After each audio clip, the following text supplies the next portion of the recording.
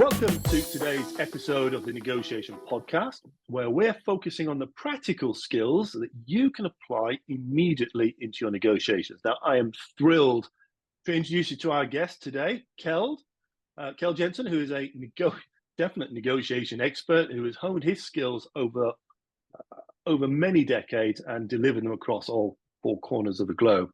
Keld actually has a brand new book out, which I'm particularly excited to hear from Keld as well, and hope he can share some techniques, basically think about how we're going to practice this. So let's dive straight into that conversation. Keld, do you want to just give yourself a little bit of an introduction and explain more about yourself?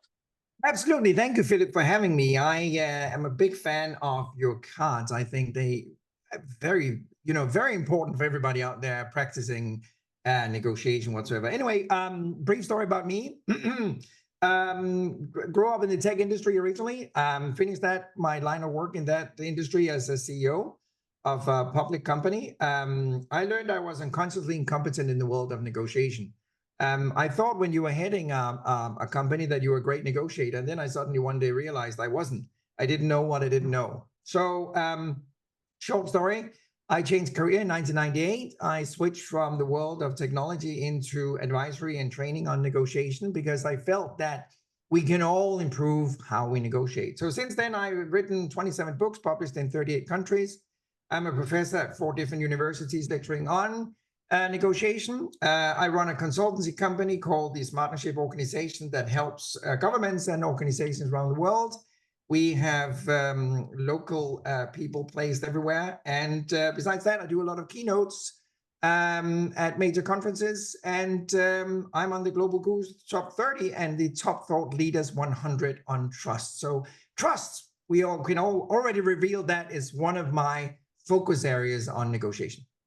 Yeah, well, you are such a busy man and what an expert in this field as well. So I know that when we were talking earlier, you talked about this concept of trust currency, which I kind of was interested about.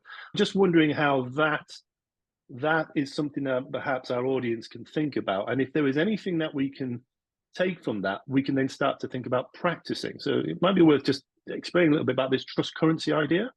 Absolutely. As part of my doctorate, I did a big research study focusing on trust. And, people talk about trust as a soft skill. We can all recognize that's a good thing to have. It's nice to have, and I want to have it. But what people don't realize is that we can capitalize it. It's a monetary value. And let me explain it this way, Philip. If we have a high level of trust in our negotiation, our transaction cost will go down and profit will increase. And the opposite will happen as well. So if trust is low, transaction cost goes up and profit is declining. And we have actually proven through the research that not only is trust increasing profit with up to 38% when it's present, we also reduce the time to reach an agreement. And we are basically paving the road for a long-term relationship when trust is there. I think all of what I just said makes sense to everybody. The big difference is we have scientifically proven that is a fact right now. And what interests me, and as I said, I've been doing this since 1998, is that I meet negotiators every single day that really don't embrace how to improve trust in negotiations. So one of the tools, just to dive right in, is that I claim we should put trust in the agenda. So, the agenda might say who's who, have we got the mandate to negotiate? This is what we want to talk about. This is the time we have available. And this is what we want to achieve when we wrap up. And in there, we should have one called trust. And when I say that, Philip, I meet a lot of people who look at me like I'm crazy and thinking that's a taboo. We can't talk about trust. Why not? Trust is so essential. It has such an important financial impact on negotiation. So I think we should talk about trust. What happens if trust is declining, Philip? Are we allowed to talk about it? Yes, we are. What happens? What can we do to work together and improve trust? Okay, we could do this and that. And then always make an exercise out of creating trust. Because as I said, trust is not just a nice thing. It has a mathematical impact on negotiation. So I cannot spend enough time talking about the impact and the importance of trust. And the sad thing is, Philip, that research has shown that trust has actually declined by 55% in the last 20 years in the Western world. And when I share that with people, I can see people sit there and go, oh, I guess that was bad news. When is the next coffee break? But that's actually a disaster because we're losing value simply because trust is declining. You know what? For me, I can definitely go into a whole conversation around my own perceptions and views of that as well. And I would definitely agree with you on that. I think there is a lack of trust, and there's a growing tendency to lose trust very, very quickly. Uh, you've done the research for it. I mean, we're quite interesting to actually read that. What I like though is when you talked about trust as a currency. So I mean, I'm almost visualizing. Okay, if it's a currency, it means that I've got a £10 currency note here on trust, or £20. But if you're going into a negotiation and you've never met the other party before, Right. would it be safe to say that you're going in with zero currency at that moment? And therefore, it's all about how you then can add currency on both sides. And does that then come back to this point which you were saying about creating an agenda so you can actually start Right. to build and create trust? Well, my answer to that would be it depends, because as human beings, we're all different. Some people start naturally with a higher level of trust, and then they peel it off if the counterpart is not fulfilling that level of trust. Other people start very low and requires that people build up trust.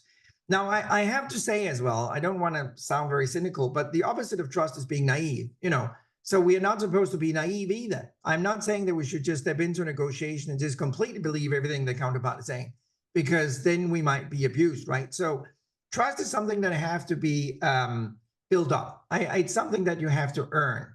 But why not talk about it? I mean, it's something that is so, as I said earlier, evident that isn't important. So I believe we should put it into what I call the rules of the game. And rules of the game means that we actually negotiate on how to negotiate before we start negotiating. And I'm absolutely certain, Philip, that some of your viewers right now is sitting there thinking, this guy is a maniac. Now first he talked about trust, and now he talks about we have to negotiate on how to negotiate. But listen very carefully. We all perceive negotiation very differently, because there's not a world standard on what negotiation is. United Nations in New York has never declared this is the way we should negotiate. So you may turn up in the conference room thinking negotiation is like playing tennis. So you're sitting there with your racket, right, throwing it around in the air. And I'm turning up thinking negotiations is like playing chess. So I arrive with the chessboard and put my pieces up. And this looks funny when you're watching it, but in reality, that is how we negotiate all the time, every day. And while we're sitting here talking, Philip, I can promise you 2,000 negotiations are going on right now looking exactly like that. The two parties are playing completely different games. So we can save so much time by negotiating on how we should negotiate before we start negotiating. And it's something that is not only a recommendation, it is a requirement. Yeah, I love it. You're talking about the rules of engagement, negotiating about how you're going to negotiate, the rules of the game. I'm starting to visualize, because I'm a visualize type of person as well, a negotiation card, a card that we can then practice. But the prompt on the card is about setting the stakes at the beginning, setting the rules of engagement. So the card could be rules of engagement, and then the idea is that when we are practicing our negotiations, we're going in, and the first things we've got to do is practice starting the currency bank. And we do that by, in a way, broaching the idea of how are we going to negotiate.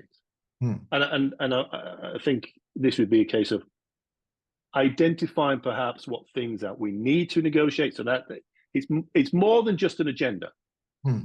It's more than just a pure agenda. It's also setting the expectations around that agenda as well. Oh yeah. Yeah, the common terminology in negotiation is that you have collaborative negotiation or you have positional negotiation. Now, I have broken down collaborative negotiation into two different directions: partnership and smartnership. And if we have the time, I can expand on that a tiny bit. But one of the things that we should agree on in the beginning, and part of rules of engagement, is: are we going to have a positional negotiation today? Or are we going to have a collaborative negotiation today? Are we going to be transparent and honest or not? Now, I have to warn you, obviously, as well. People interpret honesty, transparency, and collaboration very differently. So I may perceive honesty and transparency one way, and my counterpart might interpret that as well. So we have to be very specific, explaining what do we mean by transparency? What do we mean by working collaborative? So you have to explain and give an example. For instance, I would say, I coined the term that is an award-winning mathematical model called negoeconomics. It's just short for negotiation economics. And I have identified that up to 42% in a commercial negotiation are often left on the table. Neither party identified, capitalized, or utilized that value. Now, where's that coming from? It's the asymmetric value, the difference between your cost and my value, or my cost and your value. In order to capitalize that value, we have to be transparent about our cost and value. Let me give you an example. Delivery cost. If I'm the buyer and you're the supplier, Philip, I might be sitting in a position where I'm saying, Philip, I expect you to deliver in 2 months. That's just my term. That's what I want. And you might be sitting there being a little bit concessional and thinking, okay, I should probably agree to that to get the contract. Then you agree. Now, this is what happens in a positional negotiation where we haven't exchanged our cost and value.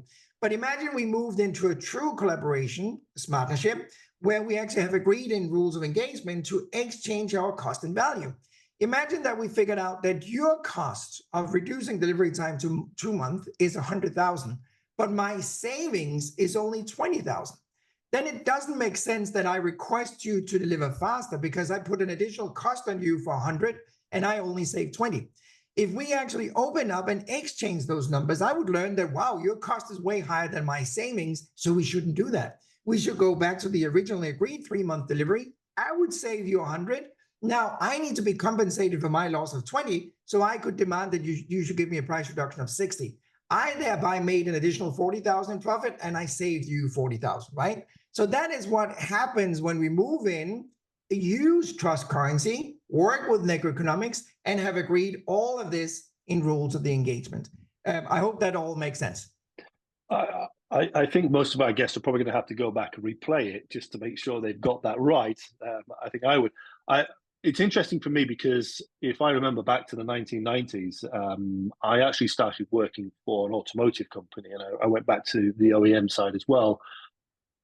And the automotive industries had really started to expect savings through the first tier and second tier suppliers. And I remember being part of a SCOPE program, Supply Chain Operational Performance Enhancement, which is literally 25 years ago. And the idea was that the suppliers should share their cost bases with us, the customer, and we would then generate value and opportunities to it as well. But I got a feeling that what happened there is that the OEMs had all the leverage, and therefore it wasn't quite so much a let's share that, as in I want to get one over you, no, not necessarily get one over you, but I want to maximize the value on my side. But what actually happened is over the years, you saw the first tier suppliers having to take on board more of the suppliers. So they ended up with your first tier suppliers being almost dominant suppliers in the marketplace. So whereas the original equipment manufacturers, the automotive industry, they were very, very powerful. Suddenly you had the suppliers who had condensed. Suddenly they're as powerful as the OEMs. Oh yeah. So, and the tables turned. Right. There was that lack of trust. Yeah, no, it's funny you're mentioning that, Philip, because we have a governmental institution in Europe, and they purposely often choose to buy from the second best supplier, simply to make sure that they maintain competition in the market. I was working with a big grocery store chain in Europe as well. And, in a lot of countries, the grocery chain, they almost have, I wouldn't say monopoly, but, there might only be 2 or 3 major grocery chain in the market, in the country, right? That is basically dominant. And by the way, I was working with the procurement officer, Philip, and I'm not exaggerating my story. He used the following quote: "If our supplier have made any money, we were not good enough at the negotiation table." That was actually what he said. And I was trying to explain to him that's not really good, long term, because they are so dependent on you, so they will go bankrupt if they don't make a profit when you are doing business with them. And his answer to that, Philip, was always, "I don't care, then we find another one." Now, the problem is, sorry for the long story here, the problem with his approach to the market was that he slowly eliminated all potential suppliers. So a few years later, he was left with what? Only one, because all the other died. And back to what you said, whoa, everything switched right there, because suddenly the supplier was now turning up saying, well, that's the price, take it or leave it, So negotiation in my world is really being a bit holistic as well. It's not only about what can I do right now? It's also about, especially if you're sitting in a powerful position as a buyer, how can I help develop competition? How can I help develop my supply as well? One thing, Philip, I recommend my students and clients always is actually opening up negotiation, regardless of one side of the table it might be. Open up negotiation by saying the following and being sincere. Philip, I'm here today to try and help you reduce your costs, liabilities, and risk while helping you improving your profit. Would you be interested in me doing that? I can promise you when you do that in reality, the counterpart will look suspicious, but they will say yes.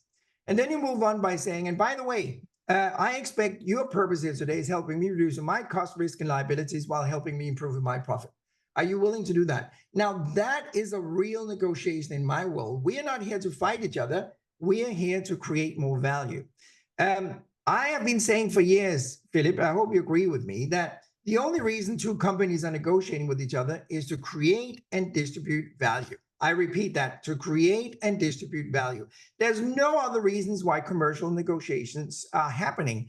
That's why we negotiate. And in order to do that, there's a lot of tools we can't use. A hostage negotiation is not the same as a commercial collaborative negotiation. So it's a lot about math. It's a lot about economics. It's a lot about trust. It's a lot about transparency. And it's a lot about rules of engagement. Sorry, I apologize. That was a long answer to your question. I can imagine a few people are going to go back and re-listen to it. I know I am. There's several elements here that I wouldn't pick, and I would love to get into more discussions because, I mean, again, just thinking from a procurement perspective, and a conversation I had earlier today, funny enough, with a procurement person who said, look, you know, we've got to get costs, we've got to make savings now, and therefore I've tried to make negotiation something that the company needs to recognize. It's not the function of procurement alone. It needs to be the entire company needs to recognize this, because if the company stakeholders and the shareholders are demanding their money, demanding savings now, that doesn't often leave a great deal of room to think about the long-term future. And that is exactly why I think industries, I can go back to the automotive industry, industries have literally eaten themselves alive to deliver short-term without thinking long-term. Completely Perhaps agree. it'll change. I don't know. Now, I'm gonna bring it to an end here because we would go on and on and on. Now, I am going to take on board the point here that, Keld, what you're talking about here is about the trust currency in a negotiation. It's so important, and I would really advise people not only to go and check out Keld's information and YouTube and everything else, and the books on top of that, but to think about this, that when you're in a negotiation, it's not always about what's on the table, it's also about what's in your head. And that currency, that trust currency, is going to allow you to make more value if you take that approach. But if you cannot find that trust between you, then you're going to lose out the opportunity. It's the opportunity cost you're going to have here. And the technique that perhaps we want to try and pick up on here is the first thing you do when you go into negotiation is perhaps set the rules of engagement. And that is to define perhaps, maybe those two questions you said, literally to open it with those remarks, and then maybe add a few more elements as well, just so you set the scene, you set the expectations for the negotiation. Now, in our negotiate, when we use the negotiation cards, you know, we only practice for 4 or 5 minutes. And I think for those of you who are listening here, if you are going to practice this particular card, this particular technique, don't worry about the long-term elements. It's just get the language right at the beginning. Yeah, right. And I would just add one more caveat as we close on this, because we're hitting 20 minutes here, but I'd add one caveat. Like all negotiations and all techniques, there is a right place and a wrong place to use this. So this might sound absolutely fantastic, but there are going to be some very, very good negotiations, some good positions to do this. But there are also going to be, obviously, some forms of negotiation, some relationships where it's not advisable to do this. So it also includes a bit of preparation and thought process beforehand. Absolutely. Keld, listen, I just thank you so much for sharing this. Like I said, I would advise everybody to go out and check. I'll put some details into the notes here as well. Yep, got it on the video here. The Elements of Negotiation is the latest book. And actually, Keld was just saying that you had the the first copy sent to you, yesterday? This is the first copy you've had? Yes, I just Yeah. got it. Just got it. Yeah, I just opened the box. All right, that's absolutely fantastic. So with that in mind, Keld, any final parting words to our audience? The only other thing I want to remind everybody, and that's probably why they're watching, is that you're negotiating all the time. You have between 8 and 10,000 negotiations per year. So it's funny when I meet people, Philip, that says, I never negotiate. And I'm thinking, God, you're wrong and you don't even know it. We all negotiating all the time. Yeah, that's absolutely, that absolutely imperative. It's those skills, and this is the important thing, those skills that we are trying to practice. And if you practice them, those negotiations are going to be far more valuable to you. You're going to know what's going on as well. So, Keld, thank you very much. To the audience, check out the negotiation cards. There'll be a link in the text here. And do practice. If you are not practicing, if you're not listening to these podcasts and reading those books and then practicing, it doesn't matter how much you know. Okay, Keld said it at the very, very beginning here. It's that unconscious incompetence side of it. We don't know what we don't know. We are making you aware of it. Keld has made you aware of it. If you don't do anything with it, it's as if you never bothered listening. So practice, practice, practice. So with that in mind, I leave everybody to do their practice and keep on practicing. Cheerio. Bye-bye.